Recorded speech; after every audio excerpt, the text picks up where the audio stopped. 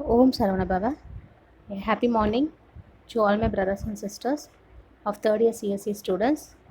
This is your class in distributed system. In distributed system, we are in unit 5. I need 2 classes to complete your syllabus.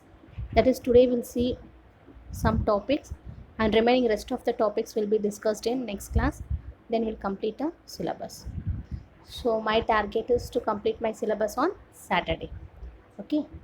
So I just want to give an overview about your previous class section, which was discussed under the topic of distributed shared memory.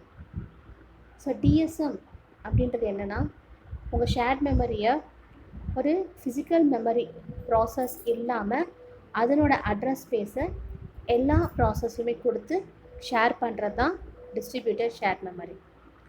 இதில் வந்து பார்த்திங்கன்னா ஒரு data object இருக்கும். அந்த data ஆப்ஜெக்டை notes மூலயமா locate பண்ணுறாங்க. அப்போ அதனோட லொக்கேஷன்ஸ் கொடுக்கும்போது அந்த ஃபிசிக்கல் மெமரியுடைய அட்ரஸ் வந்து பார்த்திங்கன்னா ரிமோட் சிஸ்டம்ஸில் இருக்கும்.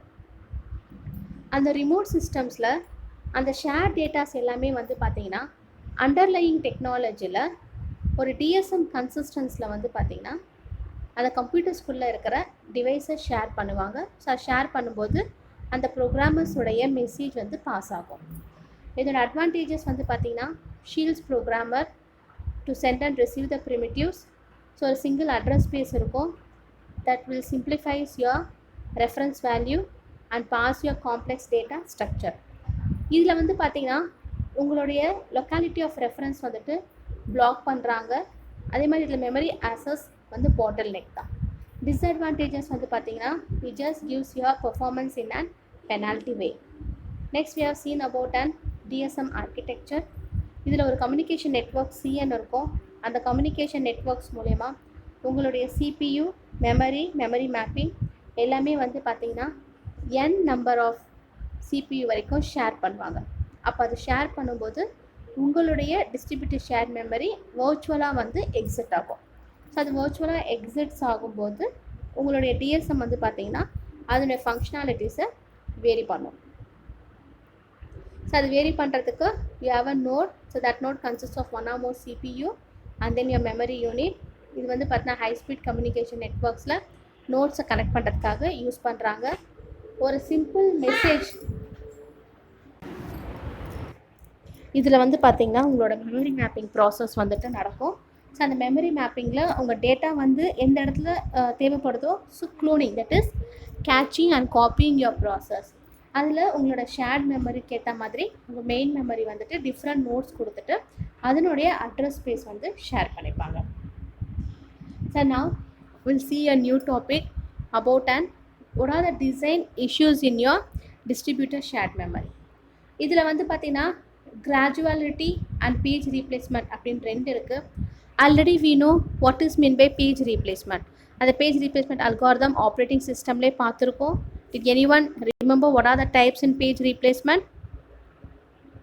Very good. தப்பு. நல்ல ஒருத்தங்க தப்பாக சொல்கிறீங்க. ரிமெம்பர் கரெக்டாக பண்ணுங்கள். your பேஜ் ரீப்ளேஸ்மெண்ட்டில் வந்து என்னெல்லாம் வரும்னா FIFO, LRU and then optimal. So நிறைய பேஜ் ஃபால்ட்ஸ் இருக்கும். அந்த இடத்துல எங்கே உங்களுக்கு பேஜ் ஃபால்ட் நடந்திருக்கு, எந்த இடத்துல பேஜ் ஃபால்ட் இல்லை அப்படின்றத ஃபைண்ட் அவுட் பண்ணுறது மாதிரி ப்ராப்ளம்ஸ் ஒன்று பார்த்துருப்போம். ஓகே. ஸோ இதில் first will see about granularity. So granularity அப்படின்றது என்ன அப்படின்னா உங்கள் ஷேர்டு மெமரியுடைய சைஸ் என்ன அப்படின்னு டிஃபைன் பண்ணுறாங்க. இதில் வந்து மெமரி வந்து பார்த்திங்கன்னா ரெஃபரன்ஸ் கொடுத்துட்டு அதோட மெமரி வந்து சங்க்கில் கொடுத்துருவாங்க. ஸோ சங்க்கில் கொடுக்கும்போது அதோட கரண்ட் லொக்கேஷன்ஸ் வந்து பார்த்திங்கன்னா மிஷின் மேக்கிங்கில் இருக்கும் வித் அண்ட் ரெஃபரன்ஸ். ஸோ இதில் அதனுடைய இம்பார்ட்டன்ட் டிசைன் என்ன அப்படின்னா எந்த அளவுக்கு உங்களோட சங்க் இருக்குது.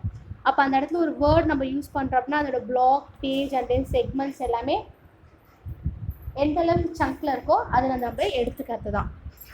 சார்ஜ் தோடுஸ்கல்ல சார்ஜும் செட்டல்ல இந்த பேஜ் சைஸ் வந்து பார்த்தீங்கன்னா உங்களுடைய சைஸ் வந்து மல்டிபிள் டைம்ஸ் கொடுத்து ப்ரொவைட் பண்ணுறாங்க. ஸோ ப்ரொவைட் பண்ணும்போது அதனுடைய அண்டர்லையிங் ஹார்ட்வேர் மெமரி மேனேஜ்மெண்ட் சிஸ்டம்ஸ்க்கு கொடுத்துட்டு அதோட டிஎஸ்எம் வந்து பார்த்திங்கன்னா இன்டெகிரேட் பண்ணுவாங்க. ஸோ இன்டெகிரேட் பண்ணும்போது அந்த மெமரி மேனேஜ்மெண்ட் சிஸ்டம் வந்துட்டு அவங்களோட அப்டேட்ஸ்க்கு ஏற்ற மாதிரி மெசேஜஸ் எல்லாமே ஷேர் ஆகும். ஸோ இதில் கிராஜுலாரிட்டியில் வந்து பார்த்தீங்கன்னா இட் இஸ் டூ ஸ்மால். அதே மாதிரி large amount of continuous data வந்து அப்டேட் பண்ணுறாங்க. ஸோ அதை அப்டேட் பண்ணும்போது இதில் சென்டிங் மெசேஜ் வந்து பார்த்தீங்கன்னா ஸ்மால் மெசேஜஸை லெஸ் எஃபிஷியன்சியில் நீங்கள் சென்ட் பண்ணலாம். சப்போஸ் உங்களோட கிராஜுலாரிட்டி டூ லார்ஜாக இருந்துச்சு அப்படின்னா உங்களோட ஓல்ட் ப்ராசஸ் அப்டேட்க்கு சென்ட் பண்ணுறதுக்கு முன்னாடியே உங்களோட எஃபிஷியன்சி வந்து பார்த்திங்கன்னா ரெடியூஸ் ஆகிடும். ஓகே, இதில் வந்து பார்த்திங்கன்னா ஃபால்ஸ் ஷேரிங் அப்படின்னு இருக்குது. ஸோ அந்த ஃபால்ஸ் ஷேரிங்கில் உங்கள் பேஜ் அக்கர் ஆகும்போது 2 டிஃப்ரெண்ட் டேட்டா ஐட்டம்ஸ் எடுத்துப்பாங்க. அந்த 2 டிஃப்ரெண்ட் டேட்டா ஐட்டம்ஸில் உங்களோட வேரியபிள்ஸ் எங்கே டிக்ளேர் பண்ணணுமோ அந்த இடத்துல டிக்ளேர் பண்ணிவிட்டு ஷேர் பண்ணும்போது அதனுடைய டிஃப்ரெண்ட் ப்ராசஸ் வந்துட்டு அதோட சிங்கிள் பேஜில் அலோகேட் பண்ணுறதுக்கு யூஸ் பண்ணிப்பாங்க. So what will be the advantage of large page size அப்படின்னு பார்த்தீங்கன்னா it just exploit your locality of the reference. So உங்களோட ரெஃபரன்ஸோட லொக்காலிட்டி வந்துட்டு எக்ஸ்ப்ளாய்ட் பண்ணும். Then it have a less overhead in page transport. So then disadvantages of your large page size அப்படின்னு பார்த்தீங்கன்னா more contention for your page by many processors and it have a higher cost. So இப்போ small page சைஸோடைய advantages பார்த்தீங்கன்னா less contention and less false sharing. அந்த disadvantages பார்த்தீங்கன்னா more page traffic. Okay, அப்போ இதோட examples என்ன அப்படின்னு பார்த்தீங்கன்னா your first example is plus அப்படின்னு சொல்கிறாங்க. ஸோ அந்த ப்ளஸ் அப்படிங்கிறத டினோட் பண்ணும்போது it has a page size of 4 kilobytes and then its unit of memory is 32-bit word. இப்போ இதில் வந்து பார்த்தீங்கன்னா உங்களோட அப்ரோச் வந்து பார்த்தீங்கன்னா both smaller and bigger கிராஜுலாரிட்டியில் இருக்கும். இதோட க்ளவுட் வந்து பார்த்தீங்கன்னா your object is unit of shared data structure. So அப்போ கிராஜுலாரிட்டியோட சைஸ் வந்து உங்கள் ஆப்ஜெக்டோட சைஸ்லேருந்து வேரி ஆகும். அப்போ அது வேரி ஆகும்போது உங்களோட ஃபால்ஸ் ஷேரிங் வந்து பார்த்தீங்கன்னா அந்த சிஸ்டமில் அக்கர் ஆகவே ஆகாது. Then next is thrashing. So thrashing அப்படின்னும்போது ட்ராஷிங்கில் வந்து பார்த்தீங்கன்னா உங்களோட நெட்வொர்க் ரிசோர்ஸஸ் வந்துட்டு அதோட எக்ஸாஸ்டிங் டைமுக்கு போகும். அந்த எக்ஸாஸ்டிங் டைமில் you have to spend more time. So அந்த மோர் டைம் நான் ஸ்பெண்ட் பண்ணும்போது you have to invalidate your data and then you have to sending an update which was in your actual work. So actual ஒர்க்கில் ஏற்ற மாதிரி உங்களுடைய updates வந்து நீங்கள் send பண்ணணும். ஸோ இதை பேஸ் பண்ணி தான் உங்களுடைய write update or write invalidate அப்படின்றது நடக்கும். Then next is your page replacement. So already I said உங்களோட பேஜ் ஃப்ரேம்ஸ் வந்து டிவைட் ஆகும். 3 frame 4 frame 2 frame சொல்லிட்டு டிவைட் ஆகும். அதை டிவைட் ஆகும்போது உங்களுக்கு தேவையான நீடட் பேஜ் என்னவோ அந்த பேஜ்க்கு ஏற்ற மாதிரி உங்களோட ப்ராசஸ் வந்து பார்த்தீங்கன்னா நீங்கள் நடக்கணும். இதில் உங்களோட ட்ரெடிஷ்னல் வர்ச்சுவல் மெமரி அல்காரிதம் இருக்குது, தட் இஸ் எல்ஆர்யூ. அதை நம்ம டேரெக்டாக யூஸ் பண்ண முடியாது. இதில் யூஸ் பண்ணுற டிஃப்ரெண்ட் மோட்ஸ் என்னன்னு பார்த்தீங்கன்னா share, private, read only and then writable. இப்போ எல்ஆர்யூவோட ஆசஸ் மோட்ஸ் வந்து பார்த்தீங்கன்னா so private that is your local pages that will be replace before shared one. So நீங்கள் ஷேர் பண்ணுறதுக்கு முன்னாடி உங்களோட பேஜஸ் நீங்கள் ரீப்ளேஸ்மெண்ட் பண்ணிக்கலாம். தென் ப்ரைவேட் பேஜஸ் வந்துட்டு you can swap with your disk. அந்த ஷேர்ட் பேஜஸ் வந்து நெட்வொர்க்ஸ் வழியாக ஓனருக்கு நீங்கள் சென்ட் பண்ணிக்கலாம். இதில் ரீட் ஒன்லி பேஜஸ் வந்து பார்த்தீங்கன்னா டிஸ்கார்ட் ஆகும். எப்போ அப்படின்னா அந்த ஓனர்ஸ் அதனுடைய காப்பிரைட் வச்சுருக்கும் போது. ஓகே, ஸோ இதில் வந்து பார்த்தீங்கன்னா டிஎஸ்எம் வந்துட்டு ஜஸ்ட் சூஸ் த ப்ராசஸர். அந்த ப்ராசஸர் வந்து பார்த்தீங்கன்னா ஒன்று அவங்களோட ஹோம் மிஷினை சென்ட் பண்ணி அக்செப்ட் பண்ணிக்கணும். அப்படி இல்லைன்னா அவங்களோட நம்பர் ஆஃப் பேஜ் ஃப்ரேம்ஸ் வந்து பார்த்தீங்கன்னா பிகி பேக்கிங் நடக்கும். அப்போ ஒவ்வொரு முறை பிகி பேக்கிங் நடக்கும்போது அந்த மெசேஜை சென்ட் பண்ணுவாங்க. ஸோ சென்ட் பண்ணும்போது ஒரு ப்ராசஸரும் பில்டப் பண்ணணும் ஐடியா. ஸோ ஐடியாவை பில்டப் பண்ணும்போது அவங்களோட ஃப்ரீ மெமரிஸ் வந்து பார்த்திங்கன்னா டிஸ்ட்ரிபியூட்டரில் நெட்வொர்க்ஸ் அரௌண்டில் கொடுத்துருவாங்க. That's all about your distributed share memory. Now we'll see your next new topic that is about an memory consistency model. So இந்த மெமரி கன்சிஸ்டன்சி மாடலில் 6 types இருக்குது. Strict consistency, sequential consistency, linearizability, casual, PRAM and weak consistency. Consistency அப்படின்னாலே என்னென்னா நம்ம ஓஎஸில் mutex, செமோஃபோர் அப்படின்னு topics படிச்சிருப்போம். So அது ரிலேட்டடாக தான் உங்கள் டேட்டாவுடைய ஒரு அப்டேட், ஒரு டூப்ளிகேட் காப்பி இருக்கும். ஸோ அந்த காப்பீஸ்க்கு ஏற்ற மாதிரி உங்களுடைய ப்ரொபகேஷன் வந்து நடக்கும். ஸோ அந்த ப்ரொபகேஷன் உங்களோட மெமரி கன்சிஸ்டன்சிக்கு எத்தனை டைப்ஸ் இருக்கோ அத்தனை டைப்ஸில் டிஸ்கிரைப் பண்ணுறாங்க. Your first one is strict consistency. இதில் என்ன ஆகும் அப்படின்னா உங்களோட memory location just returns and value. So அந்த வேல்யூஸ்க்கு ஏற்ற மாதிரி உங்களோட ப்ராசஸ் எல்லாமே வந்து விசிபிள் ஆகும். ஸோ அப்போ விசிபிள் ஆகும்போது அந்த ஷேர்டு மெமரி வந்து பார்த்தீங்கன்னா உங்கள் டிஸ்ட்ரிபியூட்டர் சிஸ்டம்க்கு மெமரி அட்ரஸ் கொடுத்து அதோட ரியல் டைப்ஸை வந்து பார்த்தீங்கன்னா அசைன் பண்ணுவாங்க. அதுதான் strict consistency. Then second one is your sequential consistency. இந்த சீக்வென்ஷியல் கன்சிஸ்டன்சியில் 2 கேஸ் இருக்குது. Your first case you have a interleaved sequence of operations. அந்த ஆப்ரேஷன்ஸ் எல்லாமே வந்து பார்த்தீங்கன்னா அந்த ப்ராசஸ்க்கு ஏற்ற மாதிரி நடக்கும். அப்போ அதில் வந்து பார்த்தீங்கன்னா லாஸ்ட்டாக ரைட் பண்ணியிருக்க ஆப்ரேஷன்ஸ் அதனோட இன்டர்லீவ்டு சீக்வன்ஸ். அப்படி இல்லை அப்படின்னா ரைட் ஆப்ரேஷன்ஸே நடக்காது. ஸோ நடக்காததால் அதனுடைய டேட்டா வேல்யூஸ் வந்து பார்த்தீங்கன்னா ஸ்டோர் பண்ணுறதுக்கு யூஸ் பண்ணிப்பாங்க. ஸோ இன்ஸ்டெட் ஆஃப் இந்த இன்டர்லீவ்டு சீக்வன்ஸ் அப்படின்றது உங்களோட ரைட் ஆப்ரேஷன் அக்கர் ஆகிறதுக்கு முன்னாடியே இனிஷியல் வேல்யூ கொடுக்கறது. ஸோ அதை தான் இங்கே கேஸ் 2ல் கொடுத்துருக்காங்க. இப்போ P1Q அப்படின்னா 2 ப்ராசஸ் எடுத்தேன் அப்படின்னா P has to write X, write Y, then you have to read the X. அதே Qவோட ஒர்க் பார்த்தீங்க அப்படின்னா read Y, write X, read X. இதிலே லெஜிட்டிமேட் சீக்வென்ஷியல் ஆர்டர்ஸ் வந்து பார்த்தீங்கன்னா P write X, P write Y. அதாவது process P வந்து முதல்ல read பண்ணும் எக்ஸோட வேல்யூவை, அப்புறமா ஒய்யோட வேல்யூவை ரைட் பண்ணும். Again that P process will read your X value, then your Q process will read your Y value, Q process will write your X and Q will read your X. அதே செகண்டில் வந்து கன்கரண்ட்டாக உங்களோட process நடக்கும்போது P process will write X, Q will read Y, P will write Y, Q write X, P read X and Q read X.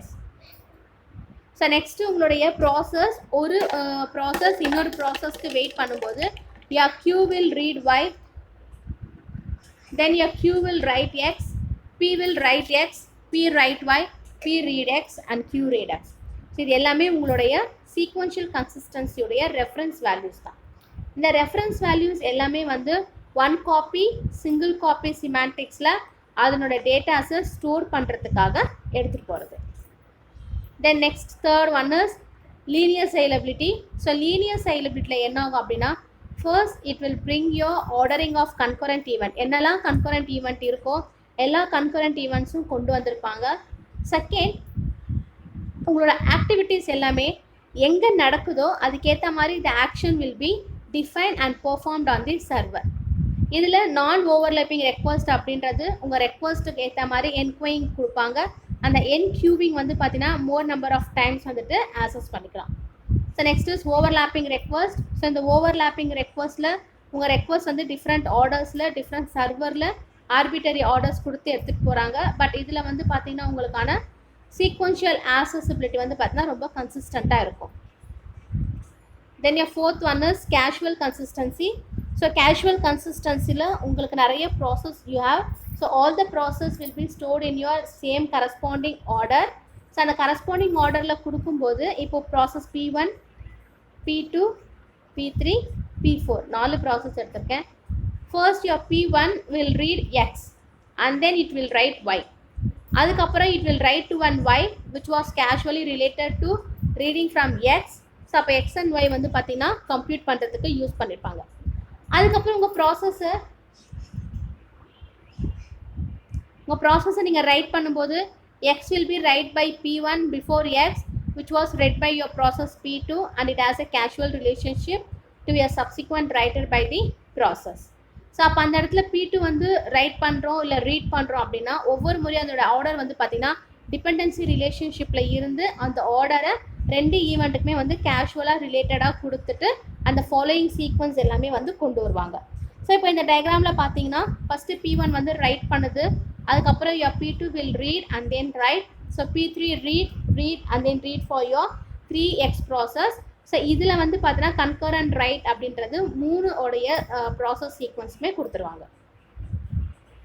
So அதை தான் இங்கே கொடுத்துருக்காங்க பாருங்கள். எவர் process P1, P2, P3, P4 அந்த கேஷுவலி ரிலேட்டட் ஆர்டர் வந்து பார்த்தீங்கன்னா உங்களோட obey casual கன்சிஸ்டன்சிக்கு ரிலேட்டடாக இருக்கும்.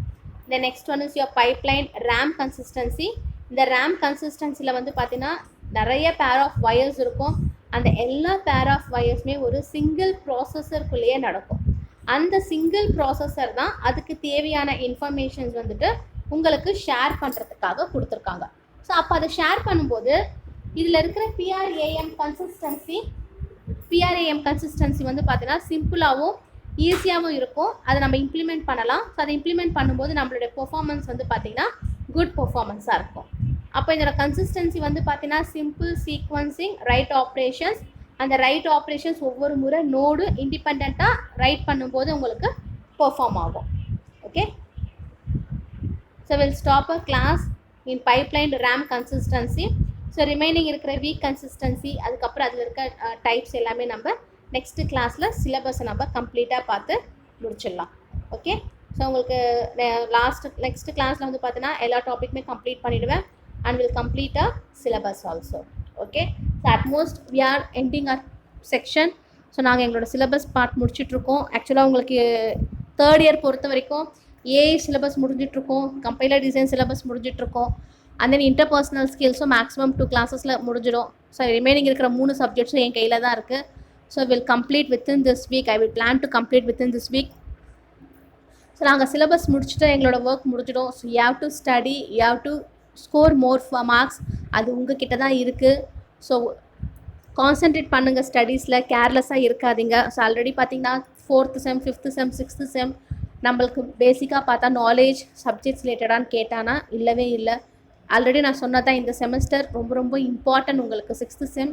ஏன்னா நீங்கள் படிக்கிற 5 பேப்பருமே உங்களோட டிபார்ட்மெண்ட் பேப்பர்ஸ் எல்லாமே வந்து இம்பார்ட்டன்ட் சப்ஜெக்ட்ஸ். ஸோ உங்களோட கெரியர் இதை பேஸ் பண்ணி இருக்கும். Concentrate more on internet programming and then AI. So AI வந்து பார்த்திங்கன்னா நிறைய உங்களுக்கு வந்துட்டு பசில்ஸ் ரிலேட்டடாக இருக்கும். இன்டர்நெட் ப்ரோக்ராமிங் தான் உங்களோட கெரியர். நீங்கள் ஜாபுக்கு போனீங்க அப்படின்னா அதில் இருக்கிற வெப் டிசைனிங், அதில் இருக்கிற கான்செப்ட்ஸ் எல்லாமே உங்களுக்கு ரொம்ப யூஸ்ஃபுல்லாக இருக்கும். So learn. நாங்கள் டீச் பண்ணுறதையும் தாண்டி உங்களுக்கு இப்போ நிறைய ஃப்ரீ டைம் இருக்குது. No cycle test, no IIT, no model exams. I mean எதுவுமே நீங்கள் எக்ஸாமுக்காக ரிட்டன் எழுதணும் அப்படின்றதுக்காக வீட்டில் உட்காந்து படித்து ரொம்ப டைம் ஸ்பெண்ட் பண்ண போகிறது நீங்கள் கிடையாது. So you have enough of plenty of times in your home. So maximum வீட்லேயே பத்திரமா இருங்க. எத்தனை பேருக்கு வந்துட்டு ஹெல்த்தில் ரொம்ப ஸ்ட்ராங்காக இருக்கீங்கன்றது எனக்கு தெரியல. So increase your immunity, have a good food, stay at your home. Situations ரொம்ப பேடாக இருக்குது, அதனால் வீட்டில் பத்திரமா இருங்க. இன்டர்நெட் ப்ரோக்ராமிங் நாலேஜை டெவலப் பண்ணிக்கோங்க. நான் மற்ற சப்ஜெக்ட்ஸ் எல்லாம் சொல்கிறது கிடையாது. I am stressing that subject because your career is important to us. நீங்கள் எல்லாருமே லைஃப்பில் செட்டில் ஆகணும், எல்லாருமே நல்லா ஏர்ன் பண்ணணும். ஸோ உங்களோட கெரியருக்காக தான் பேசிகிட்ருக்கோம். அதனால தான் அந்த சப்ஜெக்டோட இம்பார்ட்டன்ஸ் நான் அகைன் அண்ட் அகைன் சொல்கிறேன். நீங்களே வீட்டில் நிறைய லேர்ன் பண்ணுங்கள். இப்போ நிறைய நெட்டில் இருக்குது, சர்ச் பண்ணுங்கள், ப்ரோக்ராம் எழுதுங்க, ப்ராக்டிஸ் பண்ணுங்கள். ஸோ உங்களோட ப்ரோக்ராமிங் நாலேஜ் இருந்துச்சு அப்படின்னா உங்களோட கெரியர் நல்லாவே அமையும். So all the best for that and work hard related that. Okay, thank you.